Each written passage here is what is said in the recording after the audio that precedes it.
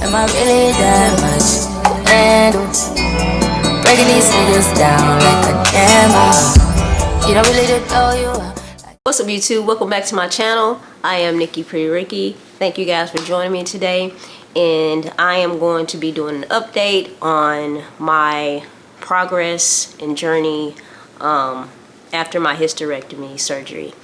All right, so today I want to give you guys a kind of rundown of what's been happening with me as it concerns my hysterectomy, what I've been going through, different things I've been experiencing, any advice that I can give y'all on how to deal with certain things that you may or may not become an obstacle for you, and just to kind of enlighten somebody who's been through the same thing or is about to go through the same thing as I did, right?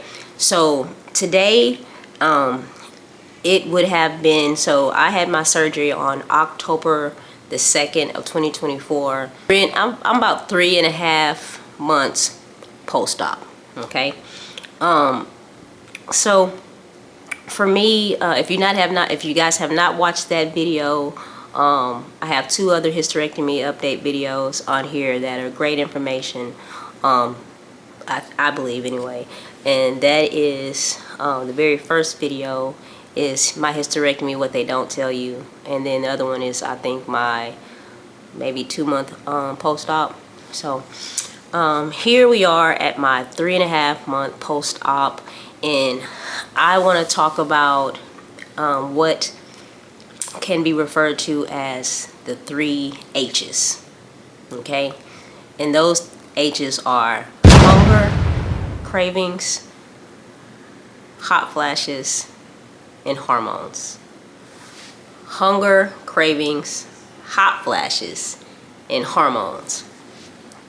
My wife actually helped me put this list together, and she's probably more of an expert than I am, because she's able to have an outside eagle eye view on kind of what's happening to me, the changes I've been going through. So one of the first things that both of us have noticed is the first H is my hunger cravings. Prior to me having my surgery, I am typically a very healthy eater. I've never really been into sweets. I like real meals, and I like home cooked meals. I don't really like a lot of fast foods. I don't really like a lot of out to eat in general. I like to cook at home. It's just healthier for me, and I think home cooking has just been better tasting to me. So I do a lot of home cooked meals. I do a lot of vegetables. I do a lot of fruit. I don't drink soda. I don't drink any really type of juice. I'm a big water drinker. And I just never been into ice cream and cookies and cakes and candy and all the things. But now things have changed, right? And the very first thing that I noticed is that I've been craving ice cream. I've never been an ice cream eater. I like yogurt. I like frozen yogurt. That is my go-to. Usually if I'm wanting any type of ice cream like dessert, it's going to be frozen yogurt. But no, I've been craving real deal ice cream, sundaes, cones, the whole 9, right? And it's been such a weird feeling, and they're just out of the blue, and they're very strong. I think like that first month after my surgery, there's a place out here called Yo Nuts, and they serve these donuts that they cut in half, and then they put ice cream in the middle and make an ice cream sandwich out of it, and they put it in this like waffle maker and press it together, and then they put all these toppings on top of it. I was literally like an addict. I kid you not. Like, it could be like, and I think they stay up to like open to like 11, and it could be like 10, and I just look over at my wife, and she'd be like, "You want some Yo Nuts?" And I'd be like, "Let's go." And we would just get in the car, because she's enjoying it, because she is a big sweets person. She likes sweets, and it's always been like, hey, I want something sweet. You feel like getting something sweet? And I'm always like, nah, whatever. But now it's like we on the same page, so it's been weird. It's been crazy, but like she enjoys that part of it. She'll probably tell you that she enjoys that part of it. Let's see. Also been eating candy more, and I've been like craving like donuts and cookies and cinnamon rolls and stuff, right? It's so crazy. So if that happens, I think it's normal. I think it's part of the hormones changing, and so you get different cravings. Kind of almost like when you're pregnant. Pregnant women always speak about their weird cravings whenever they're, pregnant. So I kind of related to that. So that is a big change for me. I am now a sweets eater. The other thing is hot flashes. Y'all, let me tell you something. I've heard, my mom's 66, 65. My mom's 65, and she used to talk about hot flashes, and stuff like that. And, you'd be like, kind of, you take it with a grain of salt. You're like, oh, okay, well, she's just a little bit hotter than normal. No. It is like, it comes over you in like a wave. And you literally, as soon as it comes over you, you feel like you're in the Sahara Desert. It's no build-up. It's no gradual. It's just there.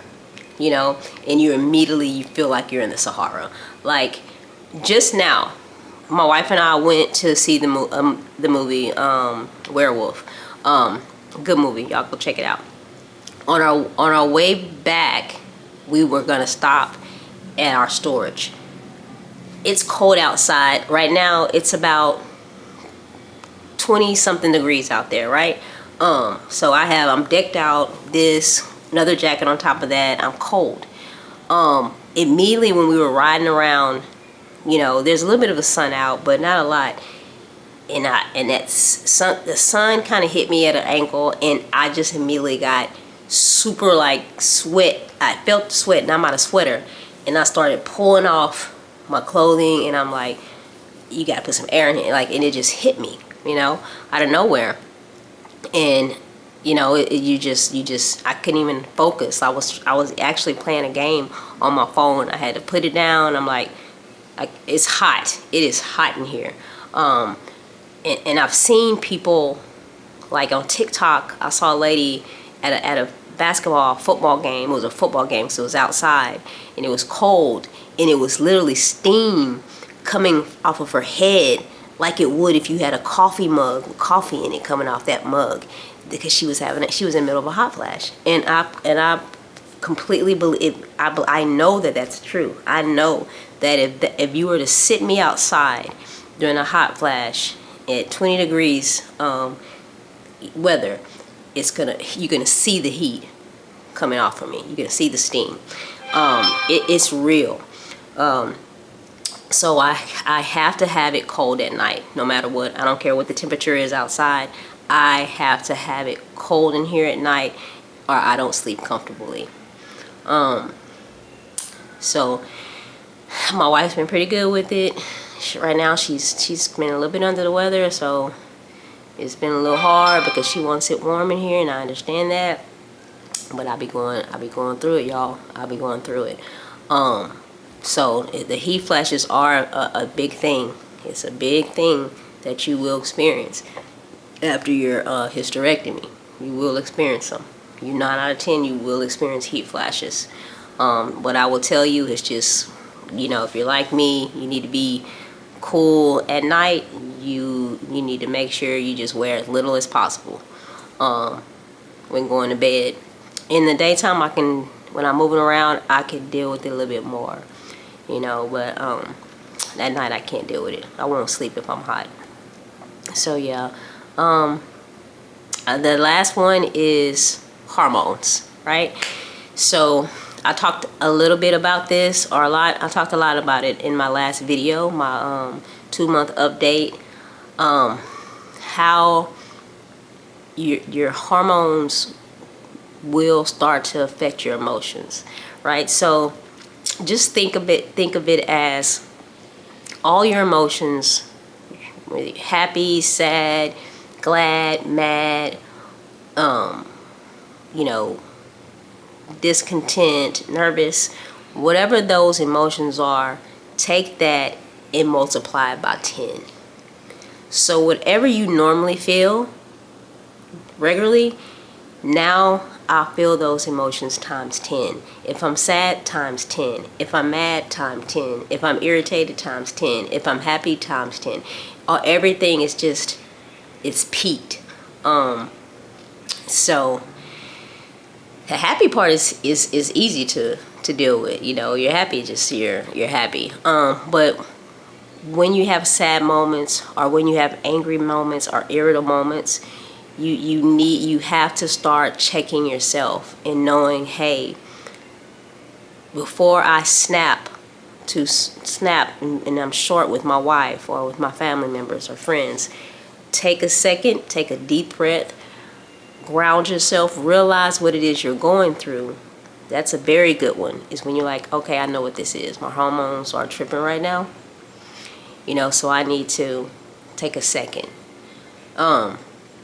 One exercise that me and my wife said that we're going to start to do when we're off together, is before we pick up our phones, before we answer a text, before we answer an email, as soon as we get out of that bed, we're going to sit with each other and we're going to meditate and we're going to pray together, pray over our day, pray over our emotions, pray over, you know, whatever it is, so that our day begins on a positive.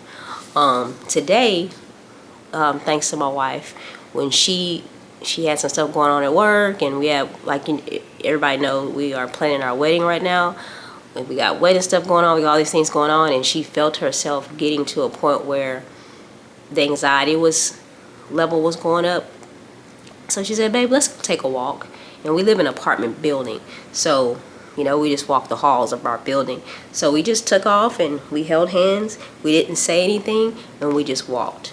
We just walked, and then, you know, we prayed.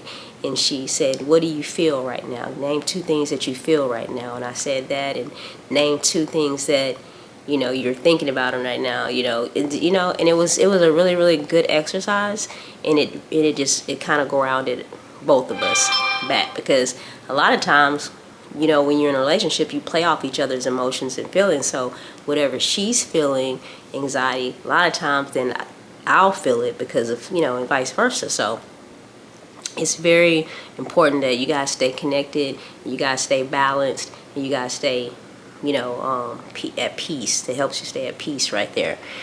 So you're going to probably have some hormonal stuff going on. There is a thing called hormone therapy that your gynecologist probably could give you a whole lot more information on than me, but that does exist. It's a pill that you can take to help balance your hormones, because that's what's going on. Your hormones is even though I have my ovaries, and I thank God for that, because I think when people get both their ovaries removed, they have even more issues with this.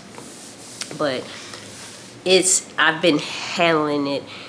Do I have have I had a bad day? Yes, but I have been handling it.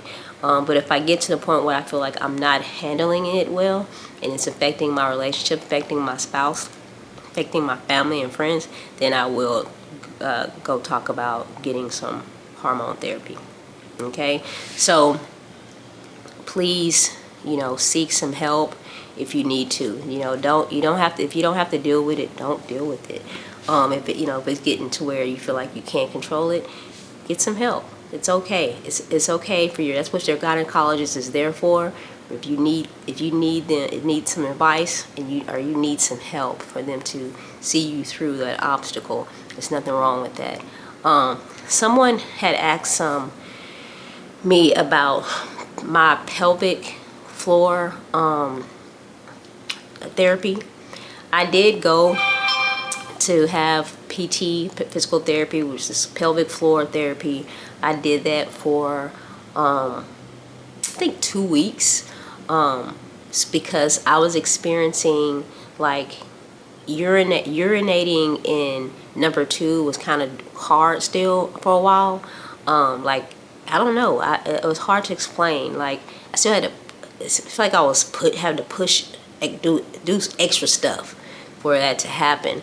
So she said that was normal, and so I started going. I think I was going like 3 times a week, and we would do exercises to strengthen your pelvic, because what happens is when they give you all that anesthesia, they make everything go to sleep, while they're operating on you. So it takes a while for those muscles and all those nerves and stuff to come back online, is what she was explaining to me.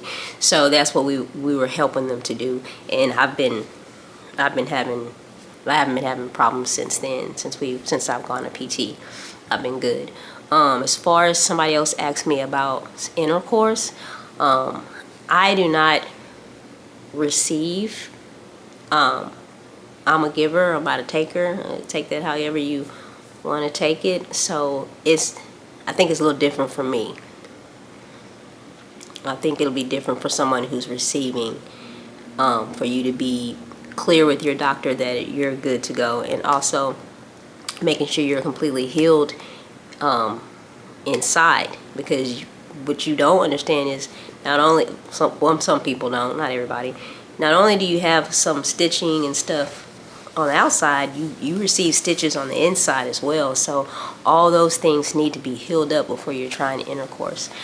And I would, if I was to give some advice, I would just start really slowly. Like, I wouldn't start right with penetration. I would probably start with some oral, or whatever, and then, slowly move into that area.